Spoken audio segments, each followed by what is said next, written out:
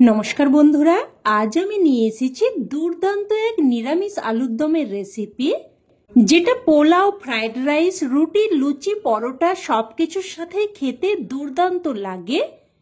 আর বানানোর পদ্ধতি কিন্তু একদমই নতুন, তবে সহজ ও সাধারণ।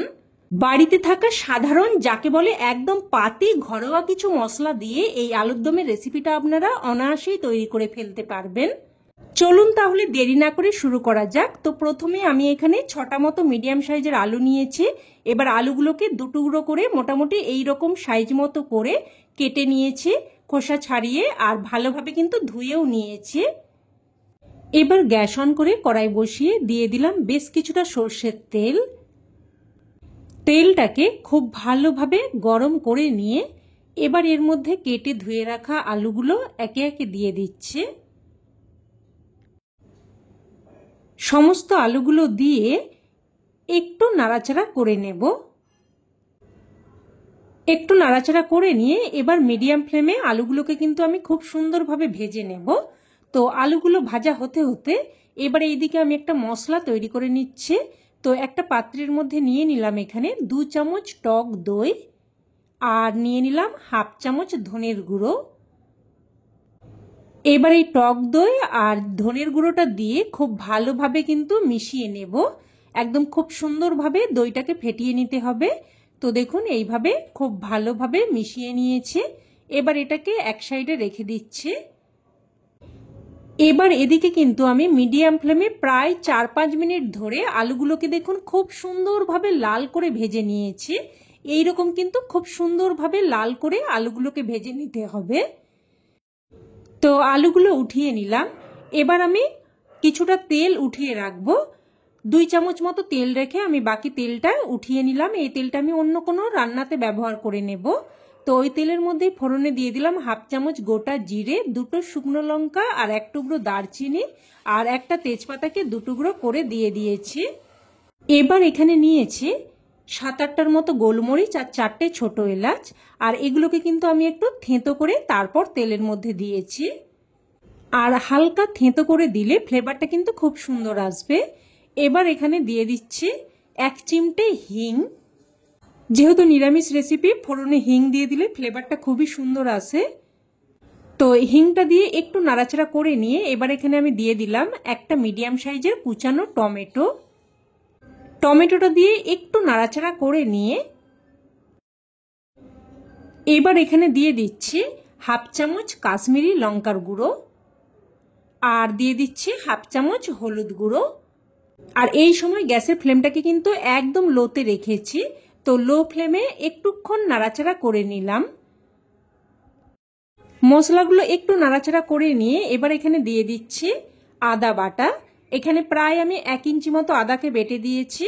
আর দিয়ে দিচ্ছি কাঁচা লঙ্কা বাটা। এখানে 4টে মতো কাঁচা লঙ্কাকে বেটে দিয়েছি। তবে ঝালটা কিন্তু অবশ্যই আপনারা আপনাদের স্বাদ অনুযায়ী দিয়ে দেবেন। তো আদা আর কাঁচা লঙ্কা বাটাটা দিয়ে প্রায় মিনিট 2 মতো নাড়াচাড়া করে মশলাটাকে কষিয়ে নিলাম। তো কষিয়ে নিয়ে এবার এখানে দিয়ে দিচ্ছি যে আমি দই আর ধনের গুঁড়োর মিশ্রণটা বানিয়ে রেখেছিলাম, ওটা দিয়ে দিলাম। আর আবারও এই সময় গ্যাসের ফ্লেমটাকে কিন্তু আমি একদম লোতে রেখেছি। দইটা দেওয়ার সময় অবশ্যই কিন্তু গ্যাসের ফ্লেমটাকে লোতে রাখবেন, না হলে কিন্তু দইটা কেটে যেতে পারে। তো সবকিছু ভালোভাবে মিশিয়ে নিয়ে এবার এটাকে আমি লো ফ্লেমে একটা ঢাকনা দিয়ে প্রায় 2 থেকে 3 মিনিট মতো মশলাটাকে কষতে দেব। আর এই সময় আমি এই রান্নার স্পেশাল মশলা কিন্তু তৈরি করে নেব। তো দেখুন অন্যদিকের গ্যাস ওভেনে একটা তড়কা প্যান বসিয়ে দিয়ে দিলাম হাফ চামচ গোটা জিরে আর হাফ চামচ গোটা মৌরি। এবার লো টু মিডিয়াম ফ্লেমে এগুলোকে নাড়াচাড়া করে হালকা ভেজে নেব। একটুক্ষণ ভাজার পরেই যখন এগুলো চিটপিট করে ফুটতে শুরু করবে, তখনই কিন্তু এটাকে সাথে সাথেই নামিয়ে নিতে হবে, না হলে কিন্তু মশলা পুড়ে ফ্লেভার নষ্ট হয়ে যেতে পারে। তো এবার এগুলোকে একটু ঠান্ডা করে নিয়ে তারপর দেখুন এইরকম গুঁড়ো করে নিয়েছি। আর এই মশলাই কিন্তু এই রান্নার স্বাদে একদম অন্য মাত্রা এনে দেবে। জিরে আর মৌরি ফ্লেভারটা কিন্তু দারুণ আসবে। এবার প্রায় মিনিট 3-4 মতো ঢাকনা দিয়ে রান্না করে নিয়েছে। আর মশলাটা দেখুন খুব সুন্দরভাবে কষানো হয়ে গেছে। আপনারা হয়তো নিরামিষ আলুর দম অনেকবারই বানিয়েছেন, তো এইভাবে যদি কোনোদিন বানিয়ে না থাকেন অবশ্যই কিন্তু একবার হলেও বানিয়ে দেখবেন। খেতে অসম্ভব টেস্টি হয়। তো এবার এখানে আমি ভেজে রাখা আলুগুলো দিয়ে দিলাম, আর সাথে কিন্তু ভাজা গুঁড়ো মশলাটাও দিয়ে দিলাম, আর সাথে দিয়ে দিলাম স্বাদ অনুযায়ী লবণ আর অল্প একটু জল। আর তরকারির সমস্ত লবণটা কিন্তু আমি এই পর্যায়েই দিয়ে দিলাম। তো সব কিছু ভালোভাবে মিশিয়ে নিয়ে এবার লো টু মিডিয়াম ফ্লেমে আবারও একটা ঢাকনা দিয়ে আমি প্রায় 2 থেকে 3 মিনিট মতো কষিয়ে নেব। তো প্রায় 2-3 মিনিট মতো ঢাকনা দিয়ে দেখুন মশলাটাকে আলুর সাথে খুব সুন্দরভাবে কষিয়ে নিয়েছে। আর এইভাবে একটু বারবার কষিয়ে নিয়ে যদি রান্নাটা করা হয়, যে কোনো সাধারণ রান্নার স্বাদও কিন্তু একদম অসাধারণ হয়ে যায়, আর তরকারির কালারটাও অসম্ভব সুন্দর আসে। তো এবার এখানে আমি দিয়ে দিলাম 1 বাটি মতো গরম জল, কারণ আলুগুলো এখনো কিন্তু সেদ্ধ হওয়া বাকি আছে। তো সব কিছু ভালোভাবে মিশিয়ে নেব। ভালোভাবে মিশিয়ে নিয়ে এবার মিডিয়াম ফ্লেমে একটা ঢাকনা দিয়ে প্রায় কিন্তু 7-8 মিনিট মতো রান্না করে নেব, যাতে আলু পুরোপুরি সেদ্ধ হয়ে যায়। তো ঢাকনা দিয়ে প্রায় 7-8 মিনিট মতো রান্না করে নিয়েছি, আর দেখে নেব এবার আলু সেদ্ধ হয়েছে কিনা।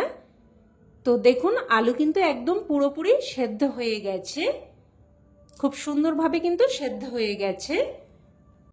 এবার এখানে দিয়ে দিচ্ছি অল্প একটু চিনি, এতে করে স্বাদটা সুন্দরভাবে ব্যালেন্স হবে, খেতে কিন্তু খুবই ভালো লাগবে।